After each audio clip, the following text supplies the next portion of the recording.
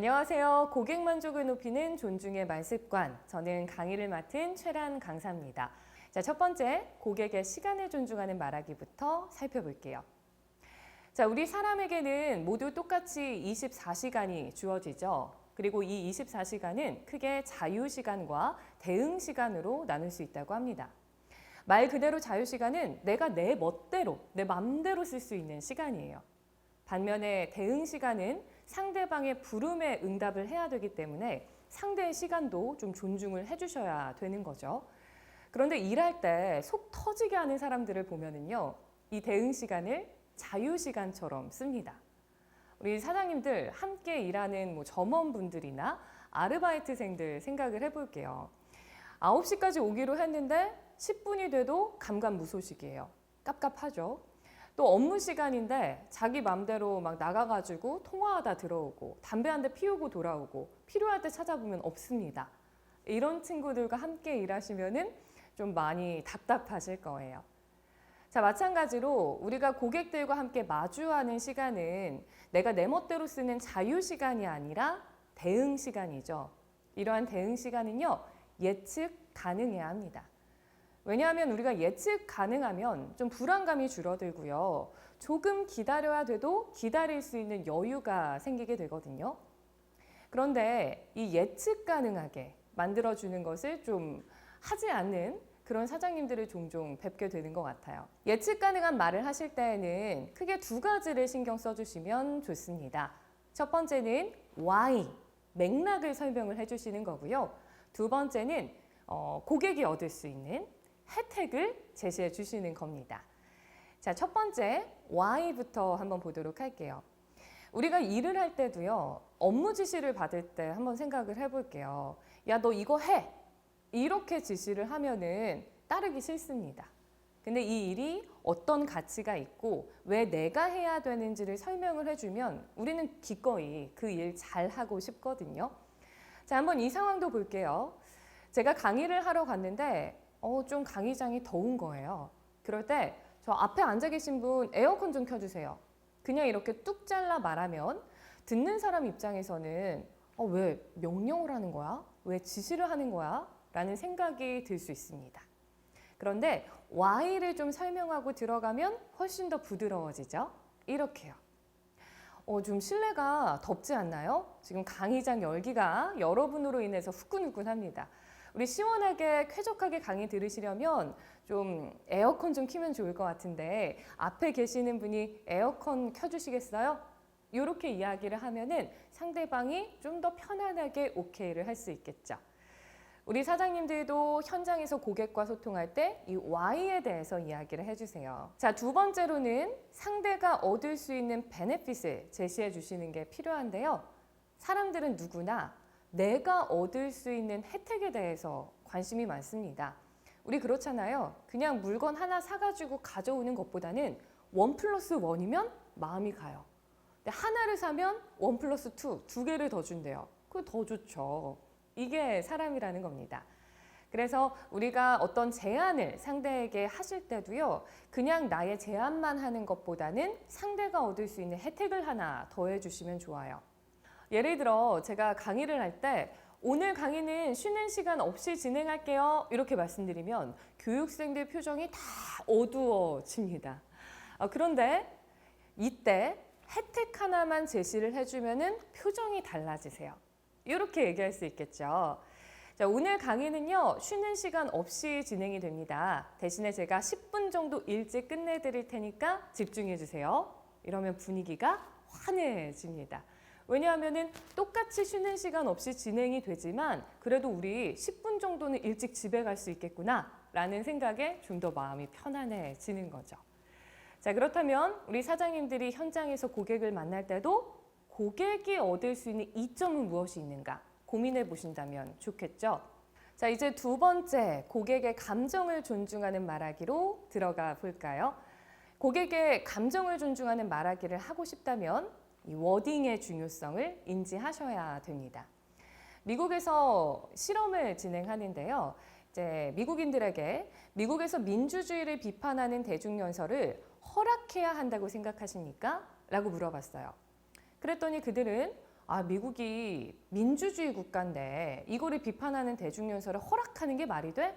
라고 생각을 했고 아니요라고 답한 비율이 62%가 나왔대요. 그래서 이번에는 워딩만 좀 바꿔서 다시 한번 물어본 겁니다. 그렇다면 미국에서 민주주의를 비판하는 대중연설을 금지해야 한다고 생각하십니까? 허락하지 않는 게 금지죠. 그러니까 결국에는 예스가 한 60% 정도 나와야 정상입니다. 그런데 사람들이 느끼기에는 허락은 좀 말랑말랑한 느낌인데 금지는 너무 강한 거예요. 그래서 아무리 그래도 그렇지 이게 미국이 표현의 자유가 있는 민주주의 국가인데 대중연설을 금지하는 것까지는 너무하지 않나 생각을 했고 여기에 예스라고 답한 비율은 46%밖에 되지 않았습니다. 즉 우리가 동일한 의미를 전달한다 할지라도 어떤 워딩을 사용하느냐에 따라서 듣는 사람의 감정은 달라지게 되고 반응 또한 달라지게 된다는 거죠. 그래서 우리 사장님들이 고객을 응대하실 때 부정어는 덜어내고 부정적인 상황에서는 긍정의 상황을 가정해서 이야기하시고 또 I 메시지로 전달을 하는 습관을 들이시면 좋습니다. 자, 첫 번째 부정어 덜어내기부터 연습해 볼게요. 자, 제가 강의를 진행하고 있습니다. 근데 여성분들의 참여도가 굉장히 높은 거예요. 그럴 때 자, 이번에는 여성분들 답변하시면 안 돼요. 계속 여자분들만 답변하셨어. 이렇게 얘기하면은 듣는 여성분들 서운하죠. 여기에서 답변하면 안 돼요 라는 표현, 이 부정어 대신에 다른 표현을 활용해 보는 겁니다. 이렇게 말할 수 있겠죠. 지금까지 여성분들 답변이 많았는데요. 자, 이번에는 우리 남성분들 목소리 들어보고 싶습니다. 남성분들 의견 들어볼까요? 이렇게 전달하는 편이 훨씬 더 부드러울 겁니다. 자, 두 번째 상황은 if, 만약에 뭐뭐하면 가능합니다. 뭐 이런 식으로 긍정의 상황을 가정해서 이야기를 해주시는 거예요. 우리가 매장에 갔을 때 이거 배송 좀 해주세요 했는데 고객님 저희 2만 원 이하는 배송이 안 돼요 라고 이야기하는 것보다는 고객님 저희가 2만 원 이상 구매를 하시면 배송 가능합니다. 지금 고객님은 3천 원 정도만 더 구매하시면 되는데 더 필요한 거 있으실까요? 이렇게 이야기한다면은 더 기분 좋죠. 자, 세 번째는 I 메시지를 활용해 보시는 거예요. 비폭력 대화에 보면 You 메시지와 I 메시지에 대한 이야기가 나오는데요. You 메시지는 너를 주어로 하는 겁니다. 야, 너 오늘 또 청소 안 돼 있어? 넌 왜 이렇게 기본적인 걸 제대로 못하냐? 이게 You 메시지예요. 자, 이렇게 같은 상황일 때에도 나는 아무래도 매장 밖에서 챙길 것들이 많다 보니까 청소는 좀 알아서 잘 해줬으면 좋겠어 라고 전달하면 내 입장, 내 생각을 좀 부드럽게 전달하는 효과가 있겠죠. 자, 우리가 화장실에 가가지고 딱 변기에 앉았어요. 그때도 앞에 이렇게 붙어 있는 거예요. 휴지 넣지 마세요. 변기 막혀요. 이거는 You 메시지입니다. 너 휴지 넣지 마. 너 반드시 찾아낼 거야. 라는 느낌이죠. 근데 이때 변기가 I 메시지로 이야기를 전달하면 픽하고 웃음이 나옵니다. 이런 것들 보셨을 거예요. 제가 휴지를 먹으면 토해요. 유유. 이런 것들 보면은 우리가 그냥 픽하고 웃게 됩니다. I 메시지는 이렇게 같은 이야기도 훨씬 더 부드럽게 전달하는 효과가 있어요. 자, 이제 세 번째, 고객의 언어를 존중하는 말하기 살펴보겠습니다. 자, 우리가 고객들과 소통을 할 때도 이 교집합을 점점점 늘려가기 위해서 노력을 해주셔야 되는데요. 그러기 위해서 첫 번째로 패러프레이징, 바꾸어 말하기를 해주시면 좋습니다. 자, 고객이 전화로 이렇게 이야기하는 거예요. 이번 주 토요일 2시 예약해 주세요. 그때 네 하고 전화를 그냥 끊어버리는 것보다는요. 내가 한번 바꿔서 다시 한번 체킹을 하시는 거죠. 이렇게요. 네, 이번 주 토요일이면 17일 2시 맞으시죠? 예약해 드리겠습니다. 그랬다면 만약에 고객이 실수로 다른 날을 얘기했다면 수정을 할 거고요. 이렇게 제대로 된 소통이 이루어질 수 있을 겁니다. 우리 사장님들도 고객들이 좀 연세가 있으신 분들이 잘 내 말을 이해하지 못한다면 빗대서 표현을 해주시는 거예요.